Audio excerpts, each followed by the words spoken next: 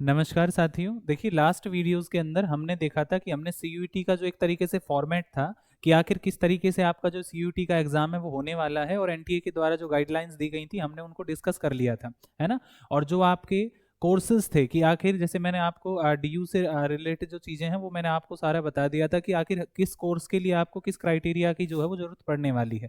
और यहाँ पर अगर हम ज़्यादा घुमा फिरा कर बात ना करें तो हम सीधा सा ये समझ सकते हैं कि आपको क्या करना है। जब आप फॉर्म फिल करोगे तो उस टाइम पे आपको क्या करना है, जैसे एक लैंग्वेज सेलेक्ट करनी है। लाइक अगर हम अपने एरिया की बात करें या इस जोन की बात करें तो आप हिंदी या इंग्लिश में से कोई भी एक लैंग्वेज ले लीजिए। मान लीजिए कि किसी ने हिंदी जो है वो अपनी भाषा ले ली है, उसके बाद उसको डोमेन में से क्या करना है, जो डोमेन स्पेसिफिक सब्जेक्ट है उसके, उसमें से आपको 3 सब्जेक्ट ले लेने हैं। लाइक जो आर्ट्स स्ट्रीम के स्टूडेंट्स हैं उन्होंने जैसे हिस्ट्री, पॉलिटिकल और ज्योग्राफी जो है वो ले लिया है ना। तो यहाँ पर क्या होगा, देखिए मैंने आपको बता दिया था जो क्राइटेरिया था वो हमने लास्ट वीडियो में डिस्कस कर लिया था कि अगर आप ये कोर्स करते हो तो आपको जो है वो क्या कॉम्बिनेशन लेना होगा या आपका क्या क्या क्राइटेरिया जो है वो रहने वाला है। ये हम लास्ट वीडियो के अंदर बात कर चुके हैं। आज जो है वो हम सब्जेक्ट आपके जो डोमेन के अंदर थे, जो आपके डोमेन थे, डोमेन के अंदर जो सब्जेक्ट दिए गए थे, हम उनका जो सिलेबस है वो देखने वाले हैं, क्योंकि सीयूटी जो है वो इसको जारी कर चुका है या बता चुका है कि आखिर उसके टेस्ट के अंदर क्या चीज़ें आने वाली हैं।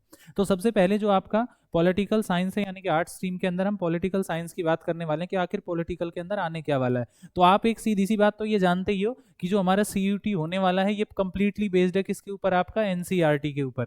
यानी कि जो आपकी एनसीईआरटी है उसका जो पूरा अगर आपको उसकी नॉलेज है, यानी कि ट्वेल्थ की और ट्वेल्थ क्लास की यहाँ मैं बात करने लग रहा हूँ, जो ट्वेल्थ की एनसीईआरटी है अगर आपको वो पूरी नॉलेज है तो यहाँ पर आप एक बात ये पूर्ण तरीके से मान लीजिए, निश्चिंत हो जाइए कि भाई आपका जो डोमेन सब्जेक्ट है वो क्या है, आपका पूरा है या अच्छा है या बेहतर है ना। तो अब यहाँ पर हम सबसे पहले बात करेंगे कि पॉलिटिकल साइंस का उन्होंने क्या जो सिलेबस है वो क्या बताया है।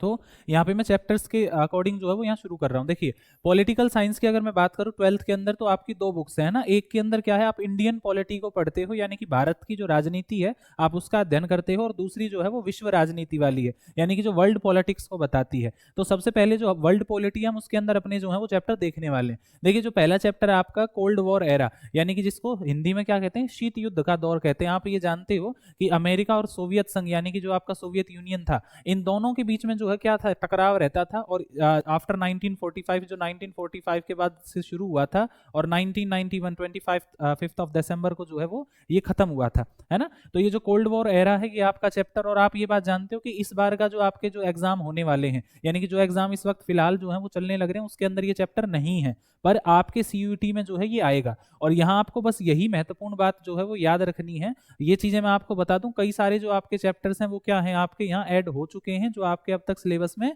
नहीं थे। ये बात आपको ध्यान रखनी है ना। दूसरा चैप्टर हमारा क्या है, द एंड ऑफ बायोपोलरिटी। देखिए, ये जो मैंने आपके जो आपके चैप्टर्स लिखे हैं ये सारे मैंने जो आपकी क्या कहते हैं, आपका जो सिलेबस बताया गया मैंने उसी के अंदर से निकाला है, परंतु मैंने कहीं ना कहीं कोशिश करी है कि आप इसको समझ पाएं, क्योंकि चैप्टर्स के जो नेम है वो भी क्या करा उन्होंने अलग तरीके से समझाए हैं, पर हमें क्या करना है, आसानी से समझने के लिए मैंने उनको जो है वो आपके सामने ऐसे लिख दिया है। तो यहाँ पर जो आपका नेक्स्ट चैप्टर था द एंड ऑफ बायोपोलरिटी, यानी कि द्विध्रुवीयता का जो अंत है, ये चैप्टर आपका इस बार भी है, और ये भी जो है वो सीयूटी के अंदर पूछा जाने वाला है ना। कंटेम्प्रेरी साउथ एशिया, यानी कि समकालीन दक्षिण एशिया जो है वो भी इसके अंदर आने वाला है, जिसमें आपका भारत भी आता है, श्रीलंका या भारत के जितने पड़ोसी देश हैं सब आते हैं। इंटरनेशनल ऑर्गेनाइजेशन, यानी कि जो अंतर्राष्ट्रीय संगठन है जिसके अंदर यूएनओ है, वर्ल्ड बैंक है, आईएमएफ है या अन्य जो आपके ऑर्गेनाइजेशन हैं वो सब आएंगे इसके अंदर। Security in the contemporary world, यानी कि समकालीन विश्व के अंदर क्या सुरक्षा, जो चैप्टर है वो भी आपका जो है वो इसके अंदर पूछा जाने वाला है। नेक्स्ट हमारा एनवायरमेंट एंड नेचुरल रिसोर्सेज, यानी कि जो हमारा पर्यावरण और प्राकृतिक संसाधनों वाला चैप्टर है ये भी आपका आ रहा है। साथ में ग्लोबलाइजेशन, वैश्वीकरण। देखिए, ये जो चैप्टर थे आपके ये वो हैं जो कहीं ना कहीं इस बार आपके सिलेबस में रहे, लेकिन इनके अलावा भी कुछ और चैप्टर जो हैं वो यहाँ पे रहने वाले हैं। देखिए, जो आपका अमेरिकी वर्चस्व था ये अध्याय जो है वो आपका सिलेबस में से हट चुका था, परंतु सीयूटी के अंदर जो है वो आपका ये भी आने वाला है, जिसके अंदर आप अमेरिका की जैसे बहुत सारी घटनाएं थी, लाइक जो 9/11 का आपकी घटना है उसको आप पढ़ने वाले हो इसके अंदर। तो ये बात आपको ध्यान रखनी है।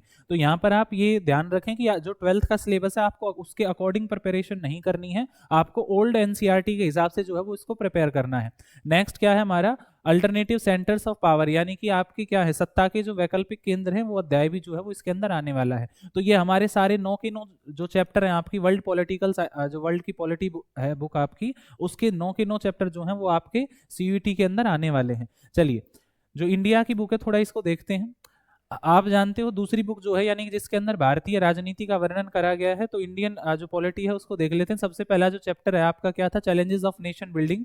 यानी कि जब भारत का निर्माण होता है या भारत का एक तरीके से निर्माण करा जा रहा था, उस समय हमारे सामने क्या आपकी क्या आई हैं, चैलेंजेस आई हैं, जो समस्याएं आई हैं वो इसके अंदर है। और सबसे इंपॉर्टेंट इसके अंदर आपको क्या याद रखना है, सरदार वल्लभ भाई पटेल जो है उनकी जो महत्वता है वो कहीं ना कहीं आपको इसके अंदर याद रखनी है। हालांकि वो हम चैप्टर के हिसाब से बाद में उन चीजों को देखते चलेंगे।